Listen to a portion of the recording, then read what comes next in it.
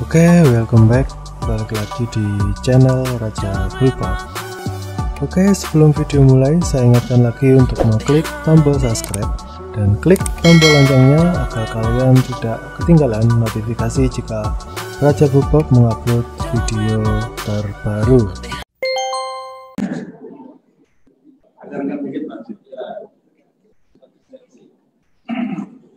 Bismillahirrahmanirrahim. Assalamualaikum warahmatullahi wabarakatuh. Salam sejahtera bagi kita sekalian. Om Swastiastu, Namo Buddhaya, salam kebajikan. Yang sangat saya hormati rekan-rekan pers, rekan-rekan media, kami tentu menyampaikan terima kasih atas kehadiran dan undangan BP2MI untuk menyampaikan konferensi pers terkait masalah yang kami anggap ini serius, ya, yang peristiwanya baru saja terjadi kemarin, ya. Dan bisa katakan bahwa yang ingin kami sampaikan adalah press conference terkait tindakan penipuan yang dilakukan oleh pihak tertentu yang mengatasnamakan Kepala BP2MI Benny Ramdhani dan juga mengatasnamakan staf BP2MI. Hadir mendampingi saya Pak Sestama, kemudian 3 deputi lengkap, ya, bahwa pada hari ini tentu tanggal 22 Juli 2020 saya, Kepala BP2MI dan seluruh jajaran BP2MI menyampaikan suatu peristiwa tindak pidana penipuan yang mengatasnamakan Kepala BP2MI Benny Ramdhani dan juga mengatasnamakan salah satu staf BP2MI. Seseorang yang telah melakukan penipuan tersebut adalah terkait dengan peristiwa penggerebekan yang telah dilakukan BP2MI terhadap 2 perusahaan swasta yang akan mengirimkan 19 calon PMI ke Thailand secara non-prosedural, dan kasusnya telah kami laporkan secara resmi kepada Bareskrim Polri pada hari Selasa kemarin tanggal 21 Juli 2020. Pelaku penipuan tersebut telah berhasil meminta uang sebesar 30 juta dari pihak perusahaan tersebut. Kami telah memperoleh bukti transfer dan juga nomor telepon yang digunakan si penipu tersebut dengan mengatasnamakan Benny Ramdhani, ya, tentu sebagai Kepala BP2MI dan salah satunya mengaku sebagai staf BP2MI. Tindakan ini tentunya bermaksud untuk, ya, kami pahami, mencemarkan nama baik saya pribadi maupun BP2MI secara kelembagaan. Bahkan nanti ada rekaman suara, voice, yang nanti kita akan share, ya, bagaimana si penipu menjalankan modus operandinya untuk menghubungi, ya, korban. Sehubungan dengan hal tersebut, pada hari ini 22 Juli 2020 kami telah melaporkan tindak penipuan tersebut ke Sentra Layanan Pengaduan Masyarakat Polda Metro Jaya. Tentu berharap, ya, Polda Metro Jaya, aparat penegak hukum kepolisian untuk segera melakukan penyelidikan, ya, kemudian penyidikan sampai tuntas, karena tindakan penipuan tersebut telah atau merupakan bentuk pencemaran nama baik kepada pribadi saya selaku Kepala BP2MI maupun BP2MI secara kelembagaan. Sekali lagi pada kesempatan ini saya ingin menyampaikan bahwa BP2MI tidak pernah gentar menghadapi perlawanan dari pihak-pihak yang tidak sejalan dengan kebijakan negara, dengan kebijakan BP2MI saat ini. Perang melawan sindikasi pengiriman PMI secara non-prosedural telah kami cadangkan, genderang perangnya sudah kami tabung, dan kami akan tetap laksanakan tanpa pandang bulu kepada siapapun dan siapapun yang berada di belakang sindikat tersebut. Jadi jangan kami ditakut-takuti, ya, dengan cara teror atau upaya pembusukan dengan penipuan yang baru saja kami sampaikan tadi, yang ini bisa dilakukan oleh benar-benar orang yang ingin mencari keuntungan dengan memanfaatkan situasi, atau juga dimainkan oleh para mafia yang sedang kami perangi itu sendiri. Jadi 2 kemungkinan. Satu, benar-benar dilakukan oleh penipu yang ingin mengambil keuntungan, ya, mencari uang dengan memanfaatkan momentum apa yang sedang dikerjakan oleh BP2MI, atau jangan-jangan kalau tujuannya merusak nama baik, bisa saja ini by design yang dimainkan oleh para mafia itu sendiri untuk mendelegitimasi Kepala BP2MI dan juga mencemarkan baik Kepala BP2MI dan tentu sekaligus BP2MI. Demikian pernyataan kami, saya secara pribadi dan juga BP2MI kami tentu memohon dukungan seluruh kekuatan rakyat Indonesia dari Sabang sampai Merauke, dari Miangas sampai Pulau Rote, bahwa upaya memerangi sindikat pengiriman ilegal pekerja migran Indonesia adalah upaya untuk menyelamatkan anak-anak bangsa kita, saudara-saudara kita, mereka yang membutuhkan perlindungan dari ujung rambut sampai ujung kaki, bahwa mereka berhak bekerja dan negara memiliki kewajiban memfasilitasi. Tapi dalam proses pencapaian apa yang dimimpi-mimpi besar setiap anak bangsa, kita tidak ingin mereka harus menjalani proses-proses secara tidak resmi dalam pemberangkatan, yang selama ini dimainkan oleh para sindikat mafia yang hanya berorientasi mengambil keuntungan semata. Demikian, terima kasih. Wallahul muwaffiq ila aqwamit thoriq. Wassalamualaikum warahmatullahi wabarakatuh. Sebagai tahan, perlu saya sampaikan ini bukti, ya. Jadi bukti transfer ada, rekening penerima. Jadi masa sih nggak bisa dilacak? Ini rekening siapa? Kepolisian pasti akan bekerja. Lacak ke bank mana? Ya, kemudian rekening itu dibuka atas nama siapa? Ini ada, ya. Kemudian transferan yang kedua, kemudian transfer yang ketiga, kedua itu. Ini nomor handphone, ya. Jadi gampang kok untuk dilacak. Kami percaya Polri memiliki cyber yang bisa melacak bahkan titik koordinat, ya, dari setiap nomor handphone atau seluler. Nomor pertama yang mengaku atas nama Benny Ramdhani 0813 5114 1114. Kemudian nomor kedua, ya, yang mengaku orang BP2MI. Jadi ada yang mengaku pribadi Benny Ramdhani, ada juga yang mengaku, ya, staf atau orang BP2MI. Nomornya 0853 4379 5034. Satu lagi. Hah? Oh, ini korban, ya. Korban sudah jelas. Jadi korban adalah salah satu pihak yang justru sedang kita laporkan ke Baris Krim Polri.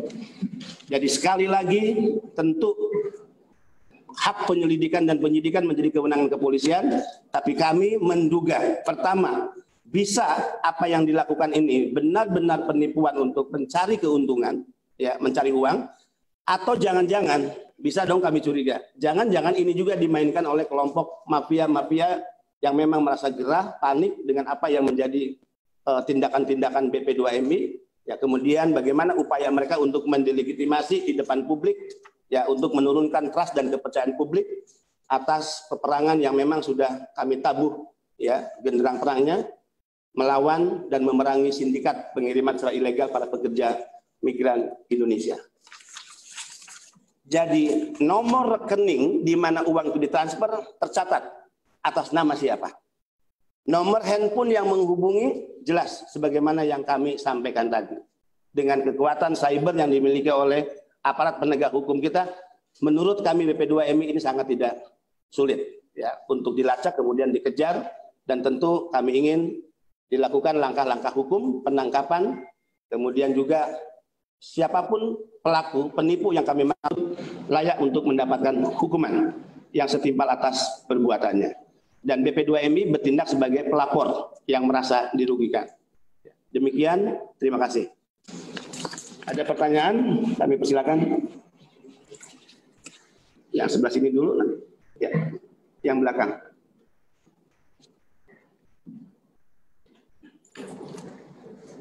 Terima kasih. Ya.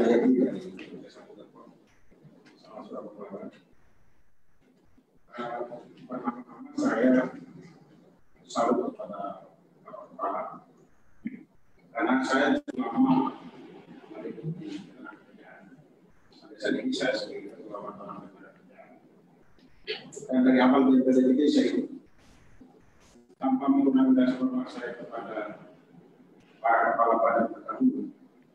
Jadi saya ingin mengatakan bahwa ini keseriusan yang sungguh-sungguh dari kepala badan, seorang kepala badan dari melaporkan ke Baris Krim Polri. Saya kemarin hadir di sana, saya agak telat. saya kebetulan saya sudah menulis buku soal perdagangan manusia berdagang pengiriman TKI ini. Mohon maaf, saya melihat selama ini seperti basa-basi saja. Nah, begitu Bapak maju ini, awalnya saya garap serius kayaknya dari partai ini. Tapi dengan melihat langkah kemarin, saya salut. Bapak datang sendiri ke sana bukan untuk deputi atau siapa, buat, tapi sendiri datang dan melakukan konferensi pers. Dan hari ini juga Bapak transparan sampai ke nomor-nomor HP-nya.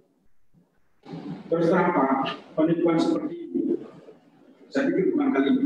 Dan bukan hanya di lembaga itu. Di LPDP juga ada yang mengaku, Pak. Di Kementerian Keuangan ada yang begini. Nah, pertanyaan saya adalah,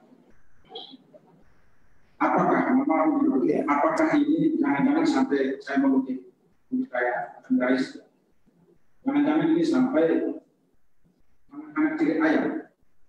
Apakah Bapak akan terus konsisten sampai Bapak masa jabatan Bapak misalnya selesai?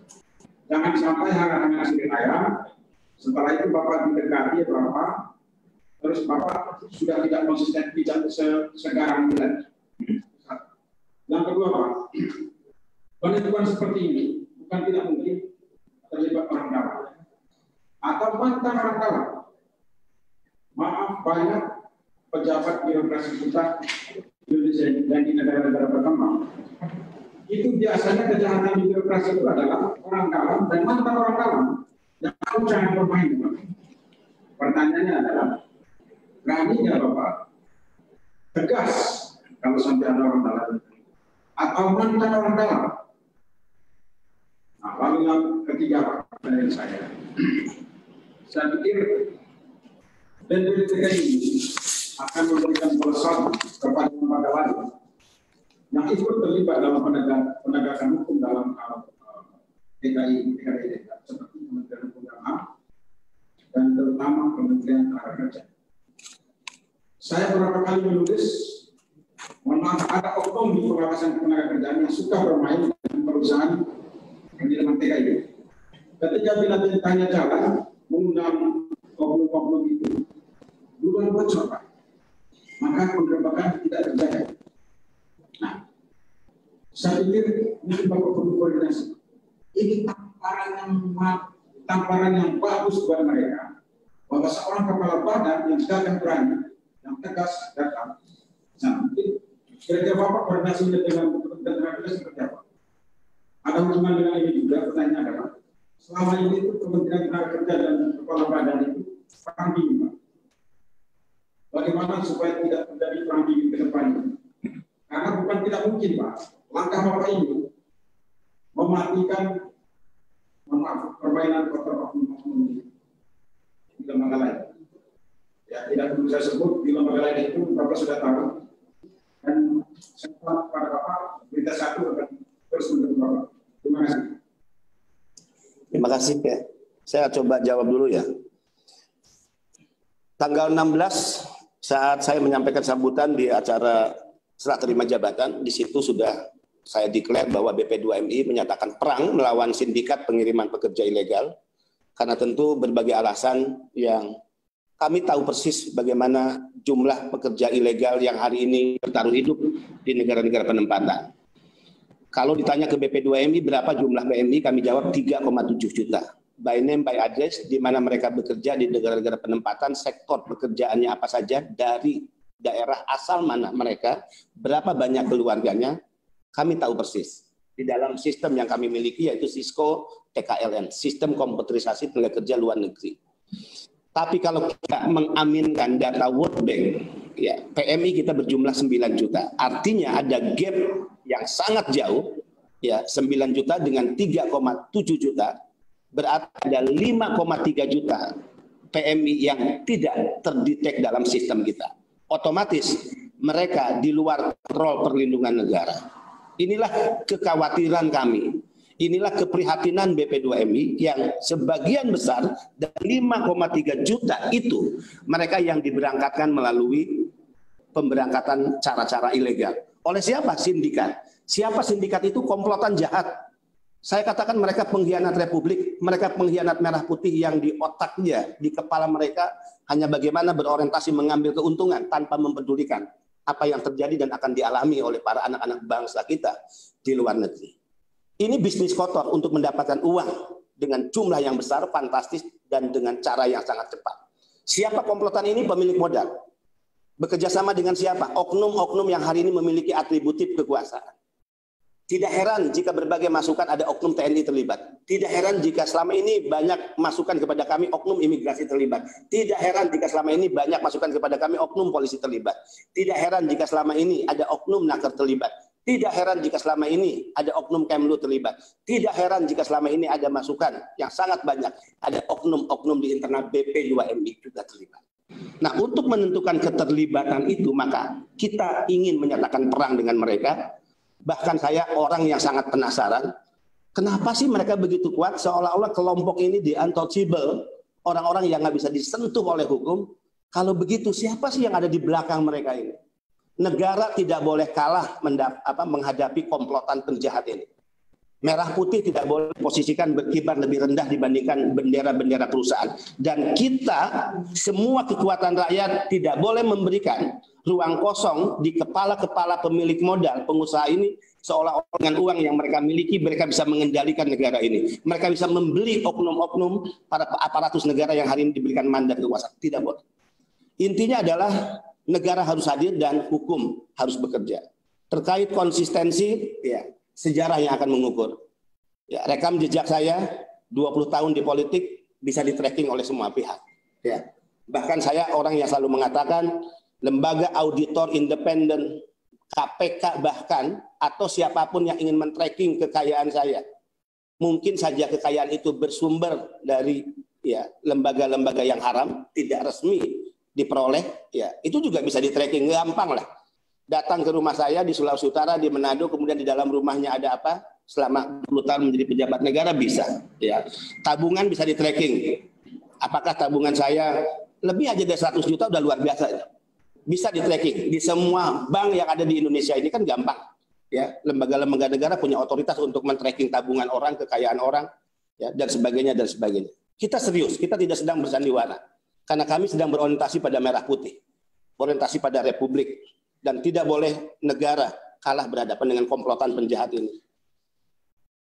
Yang sudah kami laporkan, kalau tadi berita satu terlambat kemarin, kita sudah 3 kali. Dan saya memimpin langsung. Pertama, memimpin laporan 9 ABK yang kita selamatkan dari Cina. Ya. Bersamaan dengan laporan 415 kasus pengaduan yang disampaikan oleh ABK maupun keluarga ABK ke BP2MI. Sudah kita serahkan pada Barreskrim.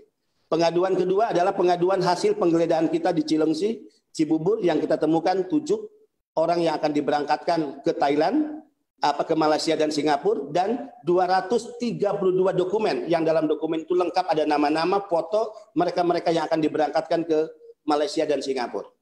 Walaupun yang memberikan kesaksian di Barreskrim hanya 2 orang. Ya, tentu kita serahkan kepada Barreskrim untuk segera menangkap pelaku yang selama ini melakukan perekrutan dan menjanjikan pemberangkatan dengan cara ilegal. Ketiga adalah laporan kemarin di mana menindaklanjuti hasil penggerebekan kita di Bogor Icon, ya, di Tower Alpin, di mana kita dapatkan 19 orang anak-anak bangsa, anak-anak Indonesia yang akan diberangkatkan ke Thailand. 16 laki-laki dan 3 perempuan yang saat ini mereka masih ya diinapkan di RPTC, ya, di Rumah Penampungan Trauma Center Bambu Apus, dalam pengawasan negara, dalam pengawasan BP2MI dan juga aparat keamanan. Intinya adalah kami membutuhkan dukungan semua pihak, kerjasama kementerian lembaga. Saya sudah roadshow, ya, ketemu dengan Ibu Menlu, Ibu Naker, kemudian Menko Maritim dan Investasi, Pak Luhut, Panglima TNI, bahkan Panglima TNI menyatakan dengan tegas akan mengerahkan semua kekuatan matranya untuk memberikan dukungan Satgas yang akan kita bentuk, Satgas Pemberantasan Sindikat Pengiriman Ilegal PMI yang akan nanti di-launching pada tanggal 17 Agustus di gedung ini. Ya. Nah, ini semua adalah kerja-kerja yang tidak bisa dilakukan sendiri oleh BP2MI, butuh dukungan semua pihak. Kami sudah roadshow ke kementerian lembaga, tinggal Kapolri, Kepala BIN, kemudian Jaksa Agung. 3 kementerian lembaga yang akan kami lakukan audiensi.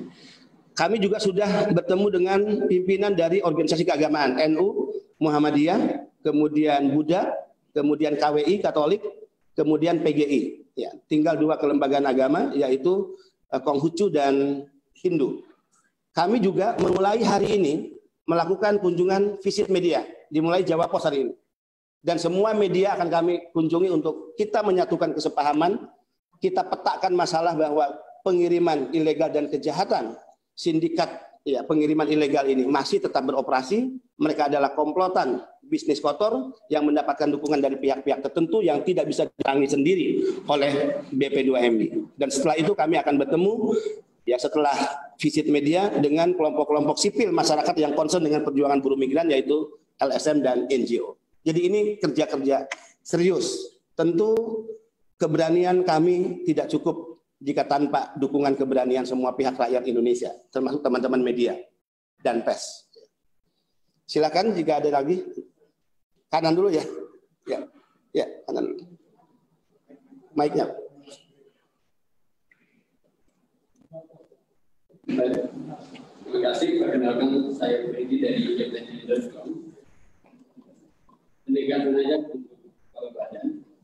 Tapi juga ada 2 hal tadi, penipuan murni teman atau memang bagian dari strategi menurunkan semangat atau perjuangan dari tekad yang dipimpin oleh kepala badan dalam DKI. Beberapa waktu lalu kepala badan pernah bicara di media DPR misalnya juga telah membuat terobosan dan kembali menyebutkan waktu itu soal ada banyak regulasi yang perlu dibenahi. Saya memulai itu kenapa? Karena itu bicara sistem. Barangkali kalau Anda kan masih ada orang yang tertipu misalnya PJDKI atau juga korban-korban yang lain, artinya informasi ini belum cukup masuk di masyarakat sehingga sudah tertipu meskipun tidak. Nah, saya ingin bagaimana langkah kepala badan ke depan membenahi regulasi, misalnya tadi kalau untuk masyarakat berdes ada peraturan PMK dan lain sebagainya, apa langkah ke depan dan kira-kira deadline-nya sampai kapan? Ya, perbaikan dari hulu ini menjadi penting ya sebagai bagian upaya sistematis sebetulnya menjawab dan menyelesaikan problem-problem akut, problem-problem laten yang selama ini terjadi dan seolah-olah tidak bisa diselesaikan ya secara kelembagaan, secara institusional. Siapapun yang akan memimpin kepala badan, ya berapa kali pun rejim pemerintahan ini berganti, sehingga perbaikan sistem ini menjadi keseriusan dan concern kami. Setelah munculnya Undang-Undang 18 2017, ya kemudian beberapa RPP ada yang sudah diterbitkan, ada yang sudah tahap harmonisasi, dan setelah itu turunannya nanti akan muncul Permenaker. Sudah ada Permenaker yang dikeluarkan dan ada yang sudah masuk dalam tahap harmonisasi dan yang lainnya masih dalam pembahasan dan kemudian juga peraturan kepala badan. Tadi disinggung tentang Permenko, kita sudah mengirimkan surat kepada Menko Perekonomian terkait masukan kita sebagai bentuk gugatan atas Permenko masa lalu di mana PMI yang tidak bisa mendapatkan akses untuk meminjam langsung ya uang di bank bentuk KUR PMI. Yang selama ini upaya pembatasan itu justru menguntungkan pihak tertentu yang mengatasnamakan koperasi. Ya, secara channeling mereka meminjam langsung uang ke bank dengan bunga KUR 6% dan uang itulah yang dipinjamkan ke PMI dan PMI dibebani dengan bunga 21 sampai 27%. Ini juga sindikat kejahatan lainnya di luar sindikat dan kejahatan yang kita sebut adalah sindikat pengiriman pekerja secara ilegal yang sedang serius dihadapi oleh BP2MI. Pertama dengan kita mendorong ya beberapa substansi untuk perubahan Permenko tadi agar peminjaman langsung ke bank dalam bentuk KUR PMI bisa directly dilakukan oleh PMI ke bank. Tidak harus ada lembaga lain yang seolah-olah mereka menjadi perwakilan PMI. Yang kedua, tanggal 17 juga nanti kita akan menerbitkan peraturan kepala badan tentang pembebasan biaya penempatan. Ya. Jadi PMI tidak perlu lagi dibebani dengan biaya-biaya penempatan, yang semua ini kita akan serahkan nanti kepada negara memiliki tanggung jawab ya untuk mengambil alih beban biaya yang selama ini menjadi beban PMI. Dan yang kedua kita serahkan kepada negara penempatan user atau pihak pengguna ya atau yang memperkerjakan. Nah, mudah-mudahan ini juga tentu mendapatkan dukungan semua pihak. Banyak pihak yang gerah, banyak pihak yang marah tentu ya. Dan bahkan mereka menganggap bahwa kebijakan ini menjadikan ancaman bagi mereka. Pertanyaannya adalah apakah kami harus menjadi antek perusahaan Apakah kami harus menjadi budak ya orang-orang berduit? Kami ingin menegaskan bahwa BP2MI hanya akan menjadi budak dan babu bagi para PMI. Jadi pekerja sesungguhnya bagi PMI adalah BP2MI. Karena PMI bagi kami adalah warga negara VVIP yang harus mendapatkan perlakuan penuh rasa hormat negara. Yang harus mendapatkan perlindungan sebagaimana disampaikan Pak Jokowi. Pesan tanggal 9 saat saya ketemu di Istana Negara jelas. Meminta saya BP2MI untuk memberikan perlindungan dari ujung rambut sampai ujung kaki kepada PMI. Dan yang kami lakukan ini adalah kebijakan-kebijakan ya sebagai penjabaran atas pemaknaan perintah seorang presiden, yaitu lindungi PMI dari ujung rambut sampai ujung kaki. Demikian untuk yang kedua. Yang ketiga ada lagi sebelah kanan.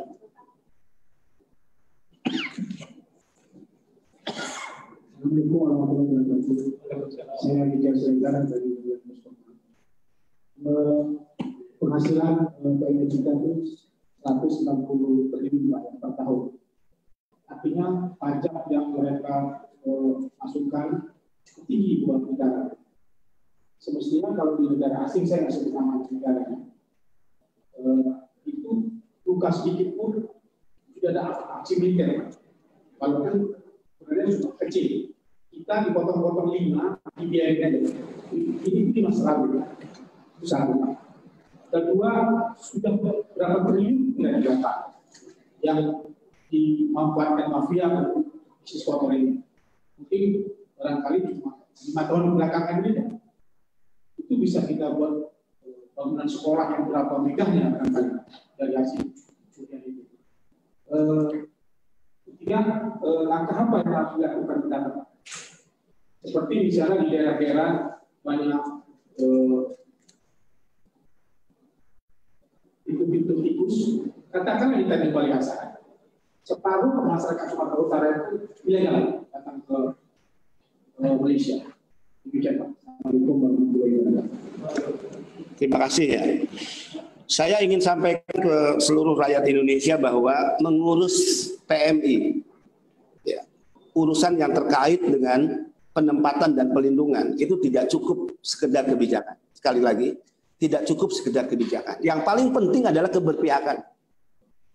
Kalau kita berpihak kepada PMI dan bukan berpihak kepada mereka yang selama ini mengeksploitasi PMI, hanya kita tergiur ya modal kapital, uang yang dimiliki oleh para pengusaha-pengusaha itu, maka sesungguhnya BP2MI telah menyerahkan dirinya untuk menjadi antek budak ya dari para pengusaha-pengusaha tadi. Maka jika kita menyerahkan kepala sampai ujung kaki leher kita bagi PMI, itulah sebetulnya makna perintah undang-undang yang diberikan kepada BP2MI dan seluruh aparatus negara yang ada di pemerintahan, termasuk lebih khusus di BP2MI. Nah, semangat ini yang tentu harus dimulai dengan mindset atau cara pandang seluruh aparatus. Makanya dalam setiap kesempatan saya katakan, bekerja mengurusi PMI di BP2MI adalah bekerja di sebuah tempat ladang amal. Kebijakan tidak cukup, tapi keberpihakan yang lebih penting dan kebijakan mengikutinya.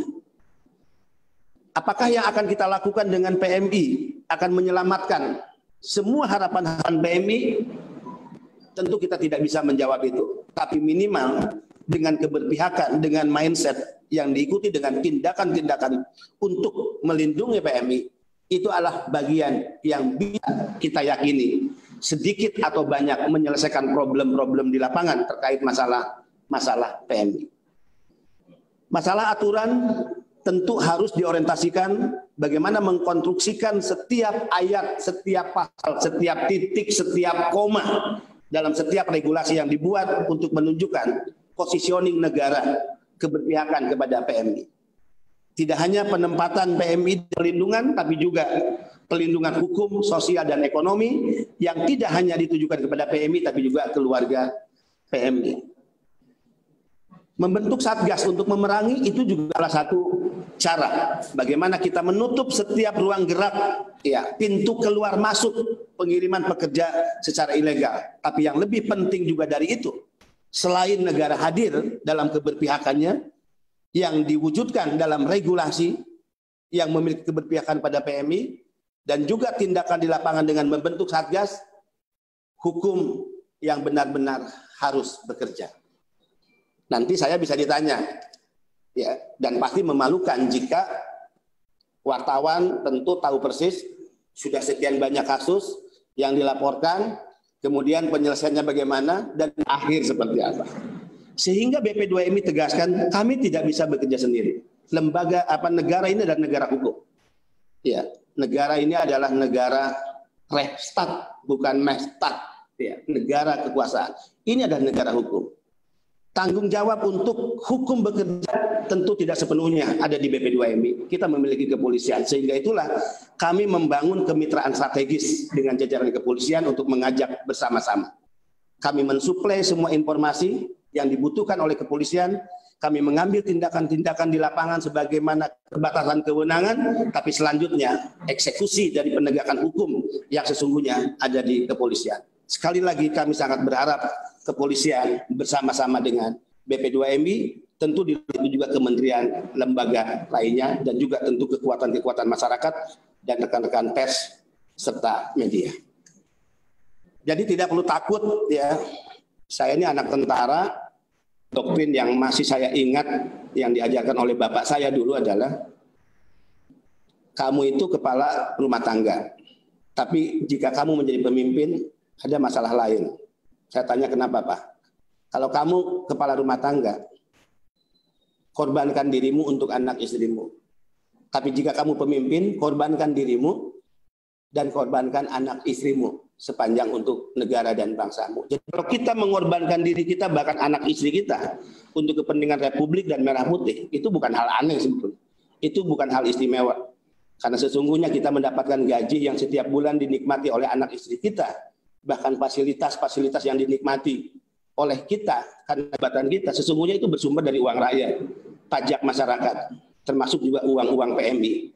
Yang mereka peroleh dengan keringat, dengan pertaruhan hidup, meninggalkan kampung halaman, keluarga, dan negaranya dengan segala penderitaan yang mereka alami. Jadi zolim kalau saya dan jajaran saya yang menikmati fasilitas dan gaji yang dinikmati yang semua itu bersumber dari rakyat, kemudian tidak berpihak kepada PMI. Yakin, ya saya ingin bagaimana penempatan PMI ini secara baik, benar, bersih, tapi juga saya harus memulai dengan membersihkan hal-hal yang ada di dalam. Sebagaimana masukan dan banyak informasi juga yang saya terima dari berbagai pihak. Jadi jangan khawatir, jika ditemukan ada aparatus BP2MI yang terlibat, tentu tindakan-tindakan tegas yang akan saya lakukan secara ke dalam.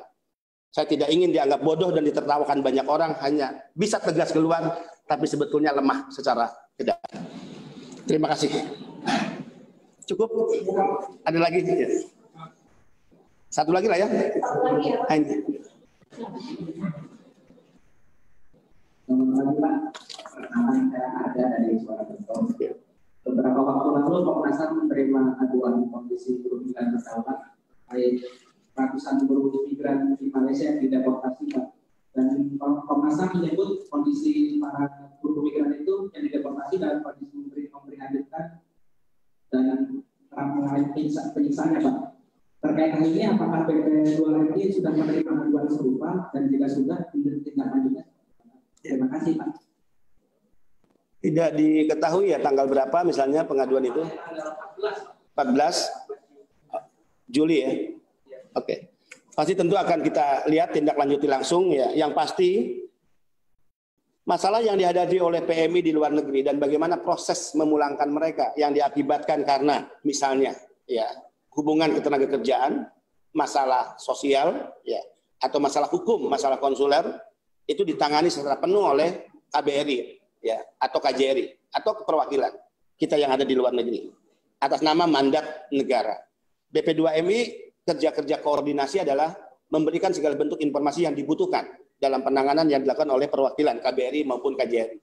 Setelah mereka tiba di tanah air di setiap pintu debarkasi, maka penanganannya menjadi penanganan utuh dalam kendali BP2MI. Nah, surat tadi tentu kita akan lihat kapan, tapi proses pemulangan PMI sampai hari ini masih terus dalam penanganan kita. Ini bisa dilihat di info kita kita sudah menangani kurang lebih 142.000 ya PMI, termasuk PMI yang bermasalah. Nah, PMI bermasalah itu yang tadi, yang bisa dia karena hubungan industrial, hubungan ketenagakerjaan, masalah sosial, ya kemudian juga masalah hukum, termasuk masalah deportasi, termasuk masalah repatriasi terakhir ya, karena ada kebijakan dalam negeri di negara-negara penempatan, itu dalam penanganan kita.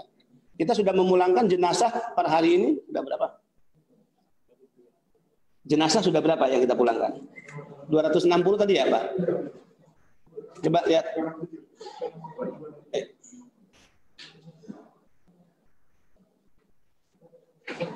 Karena ada kaitan dengan laporan tadi ya. Ini contoh misalnya. Ada data kepulangan per 19 Juli 2020. Kita sudah memulangkan jenazah 278. Dari 1 Januari hingga 19 Juli. Yang sakit 161. Jadi kalau yang sakit tiba di pelabuhan atau bandara, kita langsung rujuk ke rumah sakit, dan di Jakarta kita bekerjasama dengan Rumah Sakit Polri yang semua pembiayaannya itu dalam penanganan BP2MI. Jadi keluarga tidak mengeluarkan dana apa-apa selama dirawat, selama menjalani ya proses perawatan di rumah sakit. Ini ABK yang sudah kita tangani kepulangannya 21.115. Kemudian calon PMI 415 yang belum sempat berangkat yang kita tangani karena mendapatkan masalah di lapangan dan kemudian harus kita kembalikan ke kampung-kampung halaman mereka. Ini datanya. Jadi apakah yang dilaporkan Komnas HAM masuk dalam daftar ini ataukah ini case baru? Ya, nanti kita akan minta nanti datanya dari Kedeputian apakah surat itu sudah masuk dan tindak lanjut di lapangan seperti apa. Terima kasih. Cukup ya teman-teman pers, terima kasih atas kehadiran, ya satu kehormatan bagi kami, tentu terlebih jika BP2MI bisa bekerja sama dengan teman-teman media dan pers. Ya, kami bukan apa-apa, kami juga bukan siapa-siapa. Jika kalian suka video ini, silakan like, komen, dan share ke media sosial kalian.